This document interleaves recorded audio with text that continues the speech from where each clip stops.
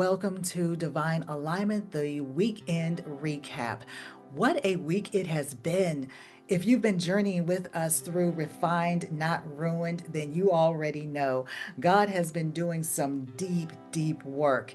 Each day He's shown us how His refining fire doesn't come to destroy, but to develop us. And if you're just joining in, don't worry, you're right on time. So let's just take a few moments to revisit what the Holy Spirit revealed to us this week. So, from Babylon's captivity to Jerusalem's lament to the hope that rises out of ashes, this week has been a living testimony that nothing is wasted when it is surrendered to God.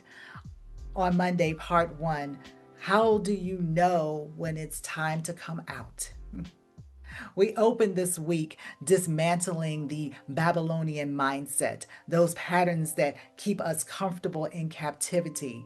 We learned that sometimes the very thing we call home is the thing God is calling us out of.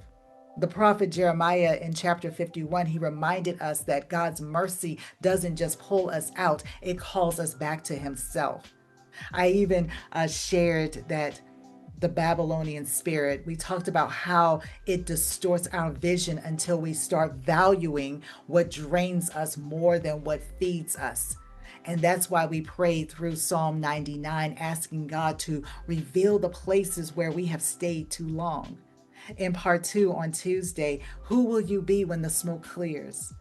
Tuesday, it taught us that when the dust settles, what remains is who we truly are.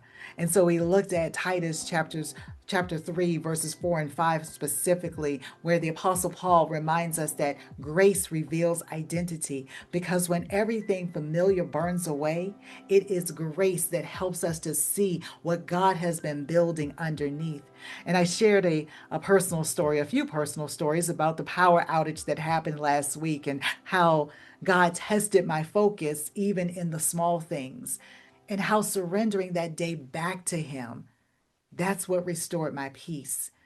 And that moment reminded us and reminded me that grace does not just save, it also shapes us. In part three on Wednesday, how do we grieve without going back?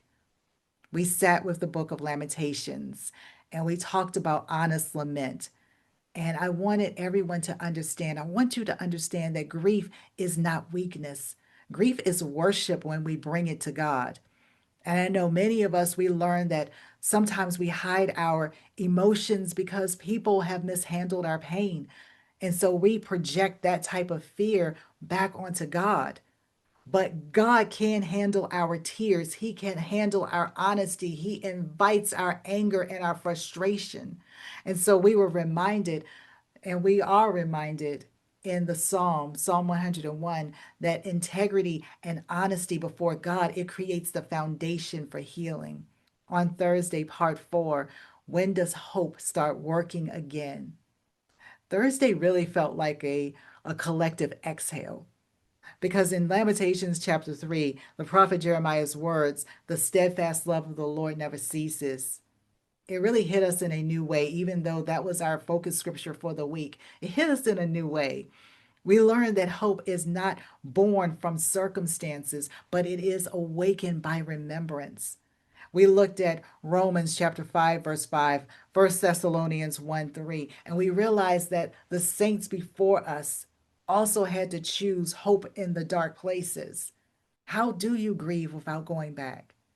And the answer is simple: you remember who God is, even when you can't feel Him. And Friday, part five, who can rise from what tried to ruin you? We wrapped all of it up this week with the truth that you are refined to reflect God's glory, not your guilt. Lamentations 5:21 and James 4:8, both of those reminded us that restoration, it starts with relationship with God. Draw near to God and He draws near to you. We talked about the responsibility of redemption, and we looked at Hebrews chapter 2. We cannot neglect what God has given us. We cannot neglect what God has given us. And finally, we celebrated with Psalms 103, that God redeems our life. He redeems our life from the pit. He covers us with steadfast love and mercy. But the biggest takeaway is that we were not rescued just to survive. We were redeemed to represent him. So this week it showed us that God's refining fire, it's not rejection, it's preparation. Brothers and sisters, he is not finished with you. Even the tears that you have cried, they are watering something sacred. And maybe you're still in the middle of your refining season. And if so, I pray that you do not lose heart, you do not lose hope, because you're not being ruined, you are being remade. So if this week, if this has touched you in any way, if you've missed any of our Bible studies, please go back, catch the replays on YouTube, because each day builds on the next. And I promise that God will meet you in every moment. So I pray that you remember that refinement is not about losing. It's about learning how to shine without the things that once dimmed your light. So you can rise up now. Rise up and walk in the truth that God has refined you and you are not ruined. Amen. Amen.